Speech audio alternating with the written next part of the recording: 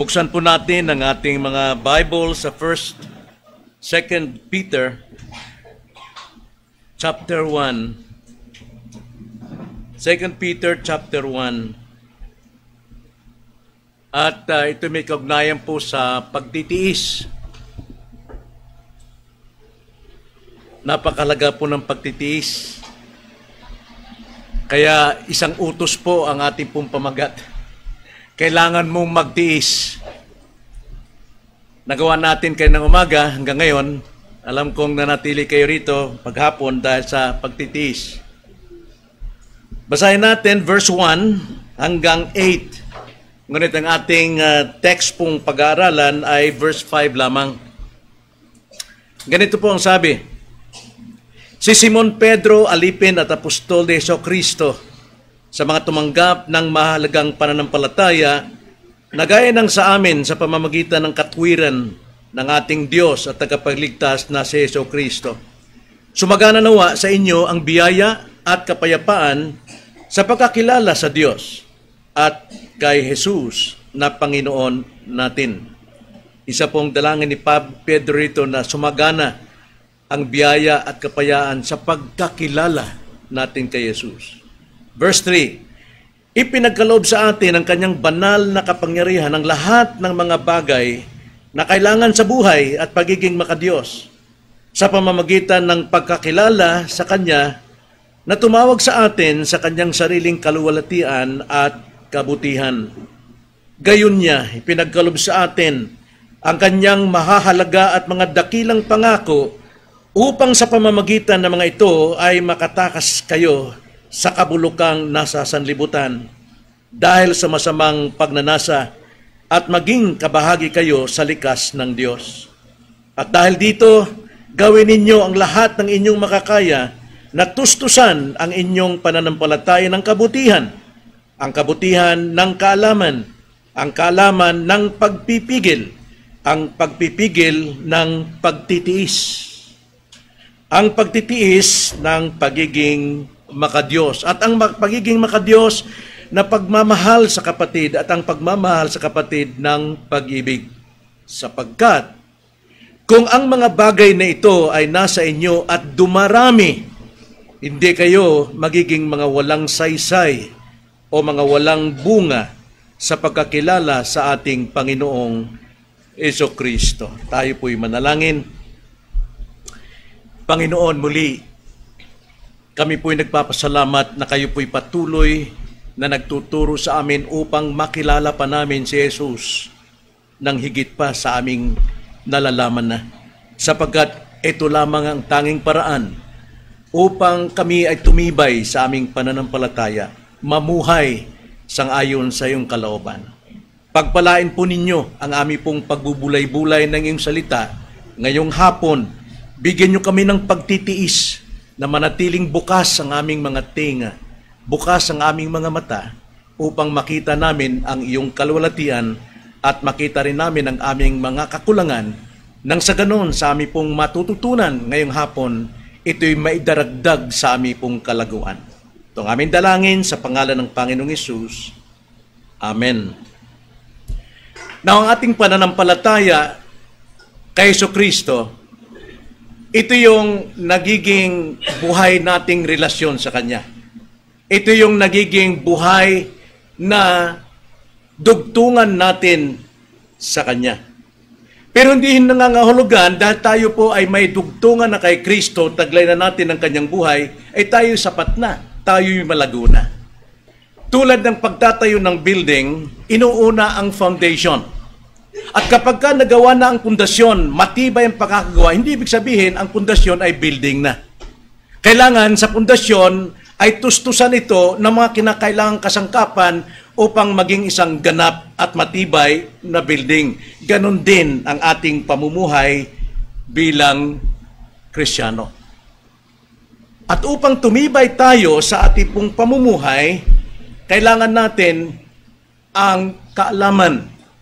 Sapagkat sa kaalaman po ng ating Panginoong Jesucristo, dito napapatibay ang ating pananampalataya o ang ating dugtungang relasyon sa Panginoon. Kung wala ka pang dugtong kay Jesus, Maring naniniwala kay Jesus pero wala kang relasyon sa Kanya, hindi ka pa rin isang Kristiyano. At hindi ka lalago. Maring mo magagawa ang mga katangian, mga virtues na ito, pero hindi yan magkakaroon ng epekto sa buhay mo bilang isang mananampalataya. Kaya nga, napakalaga po na tayo lumago at ito'y sa pamamagitan ng pakikinig ng salita ng Diyos. Romans 10:17, lagi nating binabanggit na sinasabi roon, faith cometh by hearing, hearing by the word of God. Yung po yung word doon, hindi po yung logos na sinasabi sa John chapter 1 na tumutukoy kay Jesus Christ. Kundi yung words po dyan ay yung pong salitang binitiwan sa bibig ni Jesucristo. Ibig sabihin po dyan, the doctrine of God. Ito yung saying, ito yung doctrine, ito yung teachings ni Jesus Christ. At sa pamamagitan ng ating pakikinig, pag-aaral ng teachings ni Christ sa Bible, doon po nadadagdagan ang ating pananampalataya. At ating pananampalataya ay natutustusan ng iba't ibang virtue. At ngayon, tayo po ay nasa pangatlo. Ito po yung pagtitiis. So, sa ating pananampalataya, tustusan ito ng pagtitiis. Nung una, ang pananampalataya natin, tustusan ng kabutihan, then ikalawa, kaalaman, pangatlo ay pagpipigil sa sarili, pang-apat pala ngayon. Ito ay ang pagtitiis. Now, paano po natin gagawin ito? Ito pong sinasabi, muli, basahin ko ang verse 5 to 8. Ganito po ang pagkakasabi. At dahil dito, gawin ninyo ang lahat ng inyong makakaya, natustusan ang inyong pananampalataya ng ano? Na anong mga virtue? Ang sabi dyan, kabutihan. At ang kabutihan ng kaalaman. Ang kaalaman ng pagpipigil. Ang pagpipigil ng pagtitiis. At ang pagtitiis ng pagiging makadiyos. Verse 8, sapagkat kung ang mga bagay na ito ay nasa inyo at dumarami, meaning to say, marami tayong nalalaman tungkol dito, hindi kayo magiging mga walang saysay o mga walang bunga sa pagkakilala sa ating Panginoong Jesucristo. Gaya nga sinabi ng Hosea 4:6, my people perish for lack of knowledge. Napakalaga po, laging nakikinig, nag-aaral ng salita ng Panginoon. Na tungkol sa pagtitiis, natutulungan tayo ni Santiago sa kanyang sulat. Gusto kong puntahan natin yon. First, James chapter 1, verse 2 to 4. Ganito po ang pagkakasabi. Mga kapatid ko, ituring ninyong buong kagalakan kapag kayo'y nahaharap sa sari-saring pagsubok, trials. Bakit? Yamang inyong nalalaman na ang pagsubok sa inyong pananampalataya ay nagbubunga ng pagtitiis. At ang sabi sa verse 4, at inyong hayaan na malubos ng pagtitiis ang gawa nito, upang kayo'y maging sakdal at ganap na walang anumang kakulangan. Meaning to say, lumalago tayo sa lahat ng kaloob ng Diyos na biyaya nung tayo maligtas na isasagawa natin. Kaya tayo ay tumitibay. Now, si Santiago rito ay nagsalita sa mga Kristiyanong mga pinag-uusig. Nasa fiery trial sila.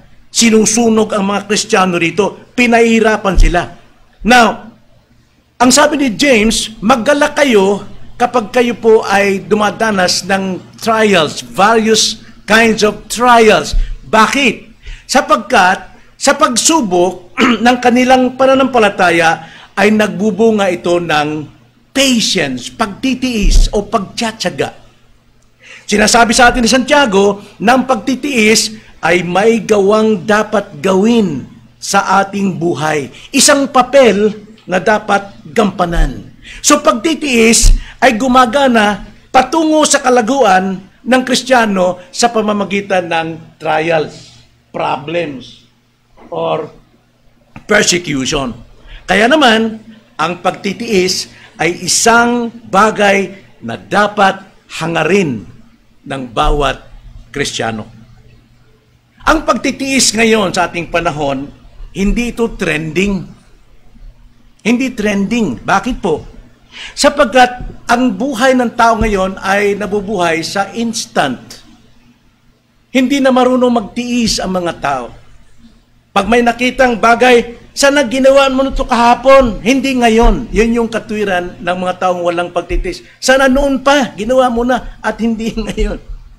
Now, halos sa ating kapaligiran, laganap ang instant.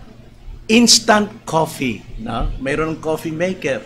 No? Hindi ka na kailangan magluto, hindi ka na kailangan magbayo. Instant coffee, andyan yung instant payment, kailangan mo ang GCash o Maya. Instant yan, hindi ka na maghihirap. Instant long distance data. Dati pupunta ka pa roon sa Loton para mag-long distance ka mag-anak mo doon sa Amerika. Ngayon, instant, makakausap mo na. Marami pong instant messaging. Napakadali po. Sino ba ang gaganahang maghintay? Wala nang patience. Karamihan sa mga Kristiyano, instant worship. Kasi meron tayong live streaming. O instant prayer meeting. Pwede nang umattend sa live streaming. Ang masakit po, marami pong instant baby na rin sa ating panahon. Bakit po? Dahil kulang sa kaalaman. Kaalaman ng katotohanan.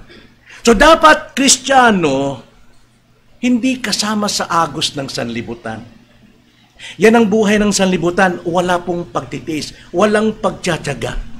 Kinakailangan lahat ng Kristiyano ay magkaroon ng bertud na ito. Bertud ng mabuting ugali ng pagtitiis dahil ito ay nagpapanatili sa atin saan? Ito pong sinasabi ng text natin, 4 na katangian, 4 na virtue. Pagtitiis ay nagpapanatili sa atin, una, na maging tapat sa Panginoon. Ikalawa, magbantay at maghintay sa Panginoon. Pakatlo, gumawa para sa Panginoon. At pang-apat, mapasatahanan ng Panginoon. Isa-isahin po natin ito, mga kapatid. Una, pagtitiis ay nagpapanatili sa atin na maging tapat sa Panginoon. Maging tapat sa Panginoon. Yung anak kong panganay, yun, si Kalbo, si Tiger 51. Nung maliit pa yan, doon kami sa San Antonio Village sa Katira noon eh. Kasi doon kami nagtatrabaho. Maliit pa yan, mahilig mamasyal yan, tsaka yung kapatid niyang Samson sa nasa abroad ngayon. Ngayon minsan kami nagmamasyal, takbo ng takbo yan doon sa SM. Unang-unang SM, pangalawa pala, dalang una sa eskolta. Takbo ng takbo siya ron. Malikot, tinagtatawanan siya, tungtuwa yung mga tendera doon. Sabi ko, anak, pag ikaw nawala, tumigil ka kung saan mo nakitang wala ako sa tabi mo. At hintayin mo ko, kahit hanggang anong oras, kahit gumabi, hintayin mo ko. Pagtiisan mo, darating ako sa iyo. Ganun nga, may nangyaring ganun. Kahit yung bunso naming anak, ganun din nangyari. Hindi ako nangamba kasi alam kong nakikinig sila sa salita ko. Kaya pagbalik ko ron, nandun sila, naglalaro-laro kung ano. Pero hindi sila natatakot, hindi umiyak dahil alam nilang babalikan ko sila. Kung walang pagtitiis, marami pong bata mapupunta kung saan dahil hindi naturuan. Now, dahil po sa turo at totoo yung aking ginagawa, sila po ay nagiging tapat sa pagtitiis. Nananatili sila. Naging tapat sila sa kanilang pagtitiis, kaya hindi sila napapariwara. Marami pong Christians ngayon, hindi makapagtiis, kaya marami po ang naliligaw. Tingnan yung sabi sa verse 5, again, hanggang 6, at dahil dito, gawin ninyo ang lahat ng inyong makakaya na tustusan. Yung ating pong relasyon kay Kristo, yung ating living bond with Jesus Christ, ang ating pananampalataya. Marami po nagtatanong, paano ba natin palaguin ang pananampalataya? Ang ibig sabihin, paano palaguin ang iyong relasyon kay Kristo? Sa pamamagitan po ng salita ng Diyos. Sa pamamagitan ng kaalaman, ano yung dapat idagdag natin, at isa rito ay ang pagtitiis. Sapagkat ang sabi sa verse 8, kung ang mga bagay na ito ay nasa inyo at dumarami, hindi kayo magiging mga walang saysay o mga walang bunga sa pagkakilala sa ating Panginoong Jesucristo. Wala na pong pinakamahusay, pinakamabuting picture na isang taong mapagtiis ay yung resulta ng kanyang pagtitiis, ang pagiging tapat sa kanyang Panginoon. So makikita natin, marami pong Christian, quote-unquote, na hindi nagiging tapat dahil wala pong pagtitiis. Walang pagtitiis. At hindi lamang doon, pagtitiis ay humuhubog ng ating katapatan, ang pagtitiis din ay humuhubog ng ating pananatili. Pananatili. Ang sabi nga ni Jesus Christ sa kanyang salita sa John chapter 8, verse 32, verse 31, ang sabi ni Jesus Christ, truly, if you are my disciples, truly, if you remain in my word, you are my disciples, and you shall know the truth, and the truth shall set you free. So yung pananatili natin sa pag-aaral ng salita ng Panginoon, it will set you free sa anumang problema o kasalanan. Tayo po ay napapalaya dito. At hindi lang yon, tayo'y namumunga ng magandang bunga. Sapagkat tayo po'y nananatili. We remain in the vine. Tulad ng mga sanga. Kapag ang sanga ay hindi nanatili sa puno, yan ay namamatay. Itinatapon sa apoy. Pero kung nanatili tayo at ang puno ay nanatili sa atin, namumunga tayo, sabi ni Jesus Christ sa John 15, verse 4. Kanya nga, pagtitiis po ay humuhubog ng ating pananatili. Pananatili sa iglesia, pananatili sa ating membership, pananatiling tapat tayo sa ating pamumuhay. Wala pong excom, walang discipline. Dahil nananatili. Bakit? May pagtitiis. At hindi lang po pagtitiis ay muhubog sa katapatan at pananatili, kundi ang pagtitiis ay nahuhubog naman sa ilalim ng pag-uusig. Sa mga persecution. Nakaranas ba kayo ng pag-uusig, mga kapatid? Yes. Yun lang hindi sumasang-ayon ng tao sa iyo dahil sa ikaw ay Kristiyano, o sa school nilalayuan ka, medyo binubuli ka dahil ibang pananampalataya. That's persecution. Pero minsan, dahil hindi natin alam na tayo ay hindi natin binibigyan ng halaga tayo Kristiyano, akala natin, binubuli lang tayo ng ating kapwa, pero actually, nire-reject nila yung iyong pagiging Kristiyano. Kaya sabi nga sa Revelations 2:10, ganito pagkasabi, huwag mong katakutan ang mga bagay na malapit mo nang danasin. Tumutukoy sa Revelation, sa matinding pagsubok. Malapit nang ikulong ng dyablo ang ilan sa inyo upang kayo masubok. Pero sabi, at magkaroon kayo ng kapigatian sa loob ng 10 araw. Ibig sabihin, hindi matagalan. Maging tapat ka hanggang kamatayan. Yan ang sinasabi ng Revelation. Ang sabi, and you will have tribulation for 10 days. Be faithful until death, and I will give you the crown of life. Yung po yung utos sa atin. Maging faithful tayo kahit hanggang kamatayan. Marami akong nakikitang namamatay na hindi sila naging faithful. Yung hirap nila sa laman, na pinipigil nila ang kanilang kamatayan. Excuse me. Pero yun na yung time. Kaya, nasabi ko, mayroong isang preacher na patawag ng pastor na sa paghihirap ng kanyang kamatayan, yung dila niya umabot hanggang puson. Dahil hindi niya kayang pagtiisan. Pero ang turo sa atin, patience natin, ito ay nagmumubog sa atin sa ilalim ng pag-uusig. Pag walang pagtitiis, ano pong mangyari? Wala pong pasyensya. At kung walang pasyensya, kadalasan po sumusuko o bumabalik sa dating buhay. nanlalamig, tinatalikuran ang pagsisikap na sana magsikap pa sa kanyang pananampalataya, magsikap sa kanyang relasyon kay Kristo. May relasyon na tayo. Ang kailangan lang natin pagsikapang tustusan ito ng iba't ibang virtue, ng iba't ibang ugali, asal, na kaloob din naman sa atin ng Diyos. The virtue natin is the fruit of the Spirit. Nasa atin yan. Kailangan lang i-work out natin ito. Nang sa ganon, tumibay tayo sa ating pamumuhay Kristiyano. Malago tayong Kristiyano. Ang sabi nga sa Hebrews chapter 10, verse 38 to 39, ganito ang sabi, ngunit ang aking matuwid na lingkod ay mabubuhay sa pananampalataya. Ngunit kung siya'y tumalikod, ang aking kaluluwa ay hindi malulugod sa kanya. Wala pong Kristiyano na mainit sa una pero nanlamig, tumalikod.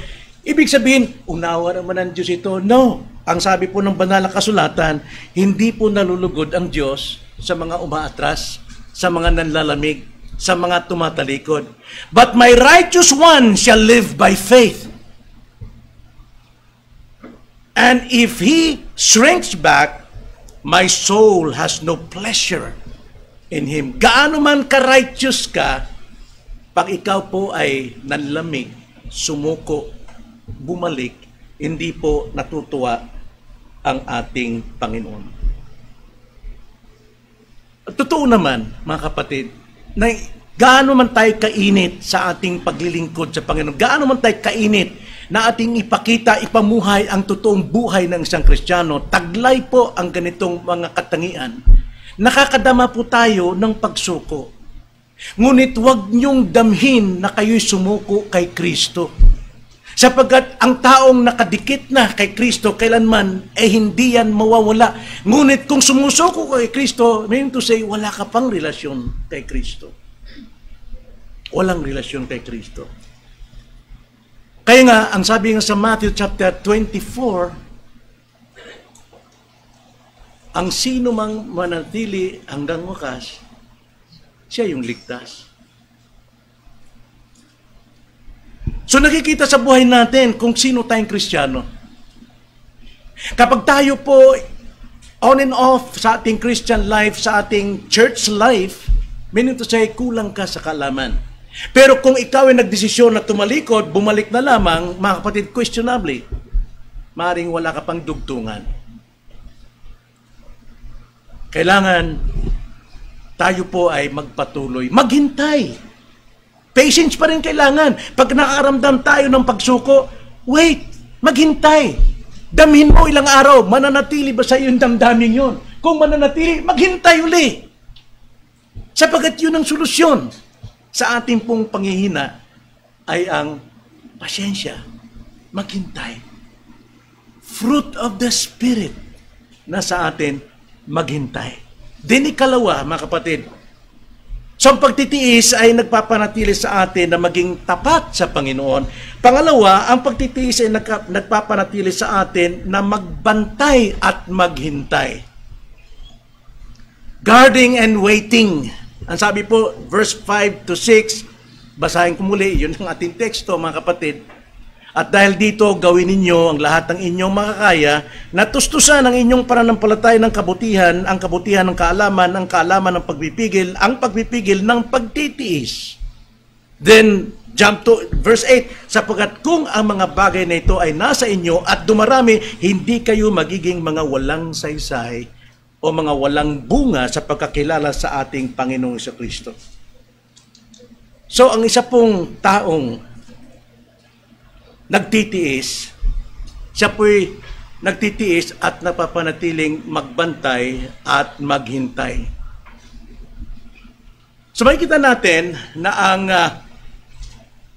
pagtitiis ay patuloy na nagtuturo sa ating magbantay. Hindi lang basta tayo magbantay, ano yung dapat iwasan. No, nagtuturo ito sa atin kung paano po tumingin, kung paano, ano yung dapat nating iwasan.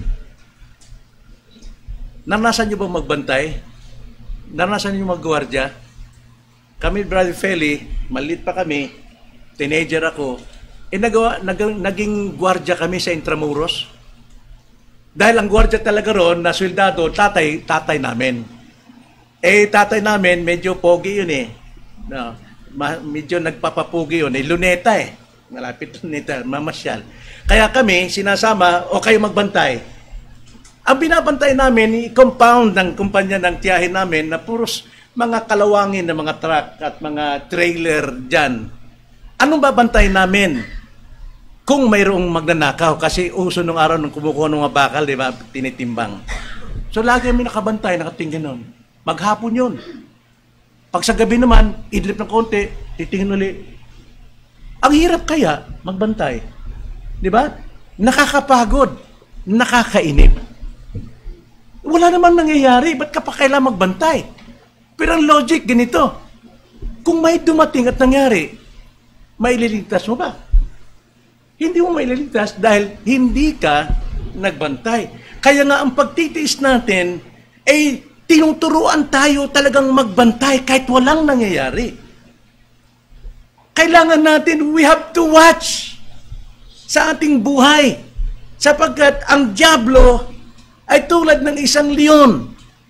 1 Peter chapter 5 verse 8, di ba? Ganitong sabi, magpakatino kayo, magbantay kayo, sapagkat ang dyablo na inyong kaaway ay tulad ng leong gumagala at umuungal na humahanap ng kanyang malalapa.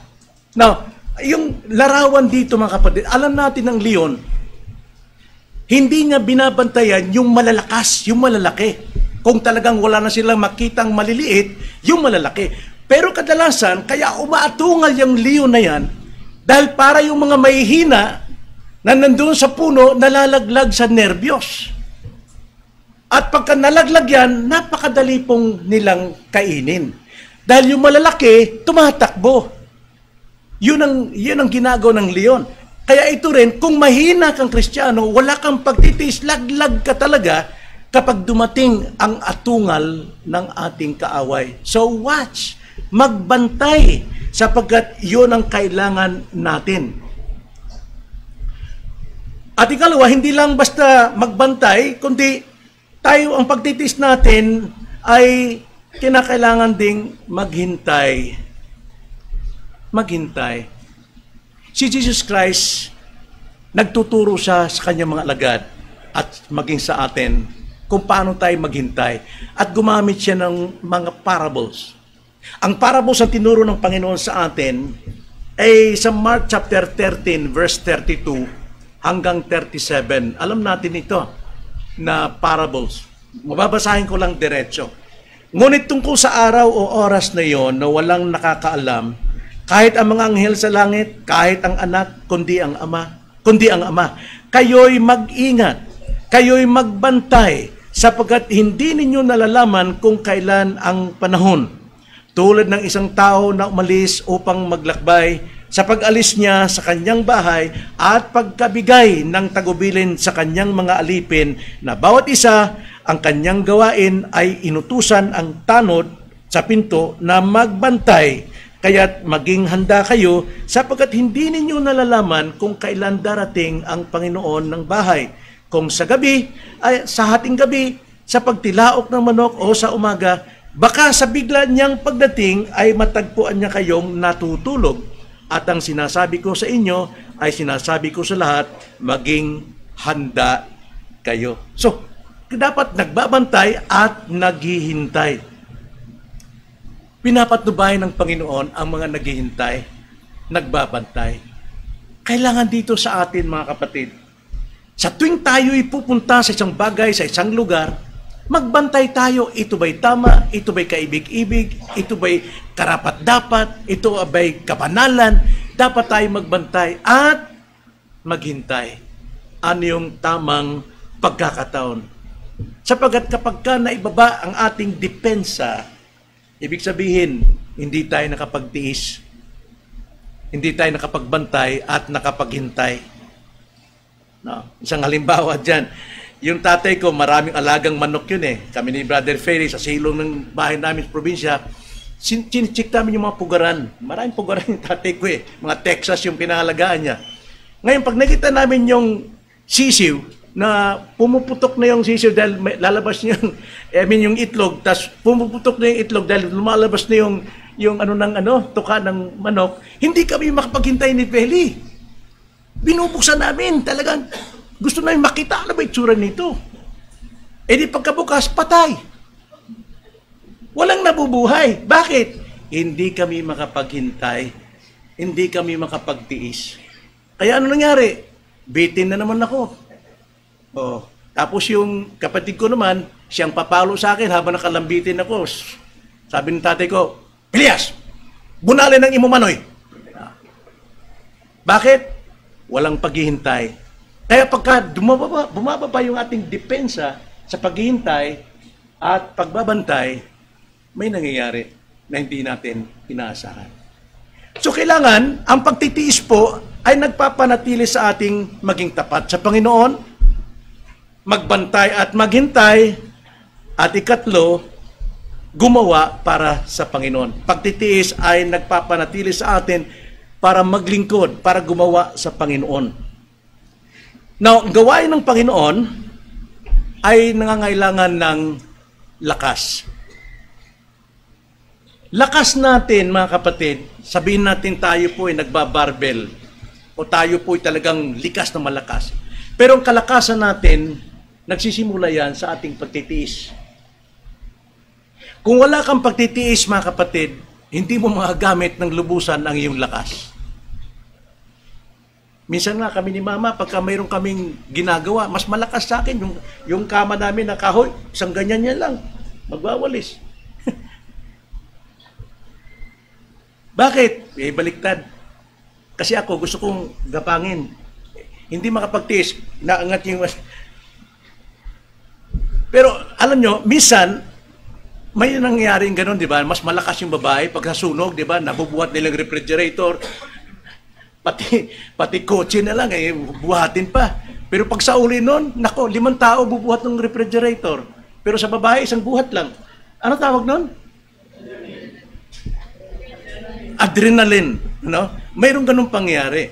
Pero hindi yan ang ganun ang tinutukoy ng Panginoon. Bagamat totoo yan. Pero tinutukoy dito, yung ating lakas, nagmumula sa ating pagtitiis. Yun talaga. Wala pong nag-graduate ng business o commerce or law kung wala pong pagtitiis. Right? So yung pagtitiis natin, yun yung nagbibigay sa atin lakas upang maabot natin ang ating mga layunin. Kadalasan po, yung pagtitiis, nawawala kalagitnaan ng pag-aaral. O di kaya, nasa 3/4 ka na ng panahon mo para magtapos, dumalabas yung kalamigan, kawalang gana. Anong solusyon? Maghintay, magtiis. Kailangan pa rin ang pagtitiis. Kailangan ang pagtuturo sa ating mga sarili. So, gumagawa tayo sa Panginoon, kailangan natin pagtitiis. Pag-aaral sa Bible, pagka minsan nangyari sa akin, sabi ko, Lord, ano nyo bang topic ang para sa Sunday ngayon? Tapos i-contextualize ko yung mga ma-attend. May bisita taga Abu Dhabi ito babalik yun. Pero hingag, maminaw. Ganun ba? Kino-context ko yung mga tao. Ibig sabihin hingag, yung tingin-tingin, hindi nakikinig. Kailangan kausapin ko sa next Sunday through my message. Pero, pag tinignan ko yung text, ang hirap nito. Lipat sa ibang text. Ano na naman? Ganyan po nangyari dahil walang pagtitiis. Kaya Saturday, wala na. Litong-lito na. Hanggang alas 3 ng madaling araw, gising pa, ningkamot yun ang pangitag mensahe. Wala kasing pagtitiis. Pero kung may pagtitiis, 1 week before, katulad ngayon, Sunday, mamaya pag-uwi ko sa bahay, yun ang aking asikasuhin, ano yung pipreach ko sa next Sunday, ano yung pipreach ko sa Tuesday, ano yung pipreach ko ng Wednesday, ano yung pipreach ko ng Friday. Sunday night, piniprepare ko na yan. kailangan ng pagtitiis hanggang sa araw ng pangangaral. Kung walang pagtitiis, walang mangyayari. So, panghuli po mga kapatid, pagtitiis ay nagpapanatili sa atin na maging tapat sa Panginoon. Pagtitiis ay nagpapanatili sa atin na magbantay at maghintay. Pagtitiis ay nagpapanatili sa atin na gumawa sa Panginoon, para sa Panginoon. Then lastly, ang pagtitiis ay nagpapanatili sa atin mapasa tahanan ng Panginoon. Yun naman talaga yung ating hantungan, mapasa tahanan ng ating Panginoon. Sapagkat sinabi nga sa verse 6 ng ating text, 2 Peter chapter 1 verse 8, sapagkat kung ang mga bagay na ito ay nasa inyo at dumarami, hindi kayo magiging mga walang saysay sa mga walang bunga sa pagkakilala sa ating Panginoon. So kung ang pagtitiis, ito'y nagpapanatili sa ating mapasatahanan ng Diyos, magpakailaman. Kung tayo po'y mananatili sa ating pong pananampalataya, sa ating pong mga banal na pagpapala, gaya ng ating napag-aralan kaninang umaga, mga kapatid, alam nating hindi tayo mabibigo. Lahat tayo tumatakbo sa takbuhin ng Kristyanismo. Pero ang pagtakbo natin, hindi tulad ng pagtakbo sa sanlibutan na unahan, paligsahan, palakasan. Kailangan, hindi ganon ang ating layunin, kundi tayo tumatakbo sapagkat lahat tayo ay mananalo, makakarating sa finish line. Ito isang marathon, hindi ito isang sprint race na pabilisan, kundi ito ay patuloy, sapagkat tayong lahat tiyak na mananalo. Bakit po? Mayroon tayong tuktungan. Hindi na mawawala yan kailanman. Kailangan lang ito ay mapatibay. Tustusan ng iba't ibang mga virtues. Tustusan ng iba't ibang aral ng ating Panginoon para tayo ay makapagtiis hanggang wakas. Sapagkat kung tayo po'y maging tamad, wala pong mangyayari sa atin. Hebrews chapter 6 verse 12, ganitong sabi, upang kayo'y huwag maging mga tamad, kundi mga tagatulad kayo sa kanila na sa pamamagitan ng pananampalataya at ng pagtitiis ay nagmamana ng pangako. Ang ibig tukuyin dito ng writer ng Hebrew ay yung pong mga witnesses na nakamasid sa atin. Nagampanan nila ang kanilang pagtitiis at sila ngayon ay naroon na sa langit at sila nakamasid sa atin at para bang sinasabi, patuloy kayo, magpatuloy ka. Tayo po ay may katiyakan sapagkat kung sila'y nakarating doon sa tahanan ng Diyos, tayo din ay ganun din. Tayo'y makakarating sa pamamagitan po ng ating pagtitiis at hindi katamaran at matatanggap natin ang pangako. Kinakailangang maging matyaga tayo sa ating paggawa hanggang sa katapusan ng ating paglilingkod. So, ang ating pong pagtitiis ay kailangan po ng paggawa ng mga magagandang bagay, mga great things. Halimbawa, gaya ng nabanggit ko kanina, hindi ka makakarating sa tugatog ng tagumpay mo ng kurso mo kung wala kang pagtitiis. Sa grade 1 pa lang, matatanggap mong diploma. Pagdating sa high school, another diploma. Pagdating naman sa college, another naman. Kailangan dyan ng pagtitiis. Sa amin, wala kaming pagtitiis. Yan ang kulang ko. Hanggang high school. Sa elementary, 7 years. Sa high school, 6 years. Sa college, 2 months. Sa Bible school, 8 years. Sobrang pagtitiis yun, mga kapatid. Hindi dahil sa aking pagtitiis yun, kundi hindi ako pinasa ng mga professor ko dahil may karamdaman ako ng mga araw na yun. Promotion sa office, you need patience, pagtsatsaga, pagtitiis. Mga great things sa buhay natin. Pagpalaki ng pamilya ng mga anak, kailangan ng pagtitiis. Pag hindi makapagtiis sa mga anak, ano pong nangyayari? Alam natin ang nagiging resulta. At ang wakas ng Kristiyano, pagtitiis, ay ang mapasatahanan ng Panginoon. The greatest things na magagawa natin sa ating sarili ay magtiis tayo na tayo mapasa ating Panginoon sa langit. Yun yung dakilang bagay para sa iyong sarili na magagawa mo. Maging matyaga tayo. Maging matyaga tayo. Sabi nga sa Hebrews chapter 12 verse 1, kaya't yamang napapalibutan tayo ng gayong kakapal na bilang ng mga saksi, itabi natin ang bawat pabigat at ang pagkakasalang madaling bumitag sa atin at tumakbo tayong may pagtitiis sa takbuhing inilagay sa harapan natin. Dalawa lang pong kondisyon ang pinapaalis sa atin dito.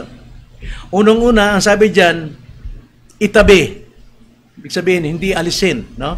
Itabi ang mga bawat pabigat. Ito yung mga magagandang bagay sa buhay natin na nagiging sagabal sa atin. Hindi tayo makatakbo, hindi tayo makapagtiis. Tulad ng cellphone. Minsan sa cellphone, 8 hours nandiyan ka, hindi ka makapagbasa ng Bible. Basa ka isang verse lang, tulog ka na. Pero ang cellphone, hadlang, mga good things, mga bagay na bakasyon, no? Excursion, magagandang bagay yan. Hindi sinasabing alisin, kundi itabi mo na.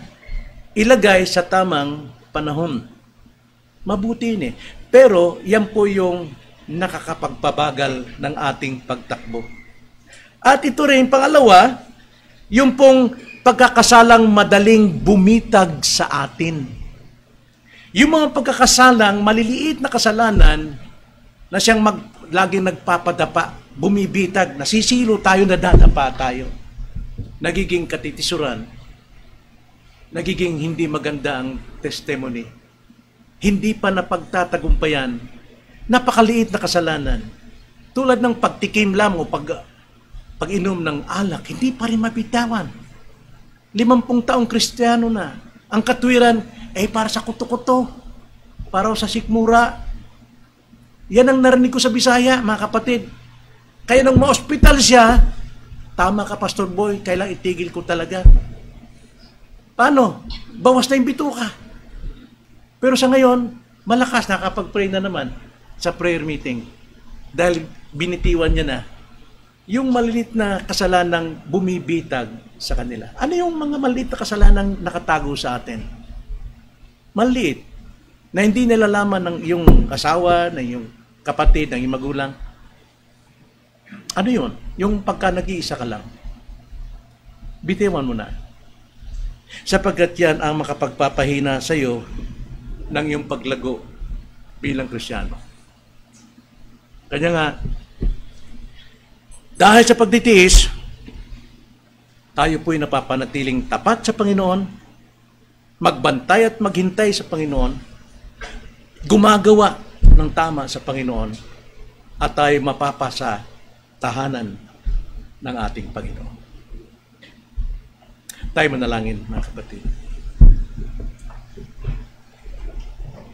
Opo, Panginoon, salita ninyo patuloy na nagbibigay sa amin ng pagkakilala kay Kristo. Napapatibay ang aming pananampalataya, ang aming buhay na relasyon, ang aming dugtungan kay Jesus sa pamamagitan po ng pagtustos na mga katangiang ito, mga bunga ng Espiritu sa aming buhay, na ito'y aming napapalago, na ito'y aming napapagtibay, na ipamuhay. Salamat po, Panginoon, sapagkat iyo ang lahat ng ito. Maging ang aming pagnanais at pagsagawa, iyo pa rin. Panginoon, ang kailangan lamang namin gawin ay sundin kayo. Aming tuparin ang mga salita ninyo upang matanggap namin ang mga pangako ninyo. Maraming salamat po, O Diyos, naway ihanda nyo ang aming mga puso para po sa aming pagdulog sa iyong banal na hapunan ngayong hapon. Itong aming dalangin sa pangalan ng Panginoong Hesus. Amen.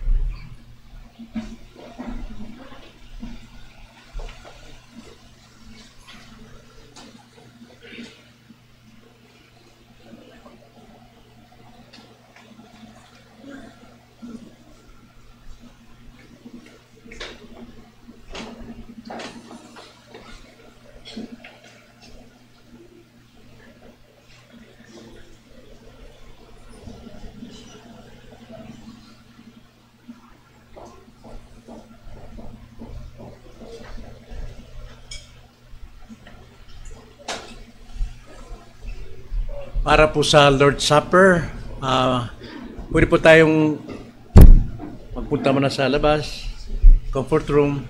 5 minutes po, 5 minutes.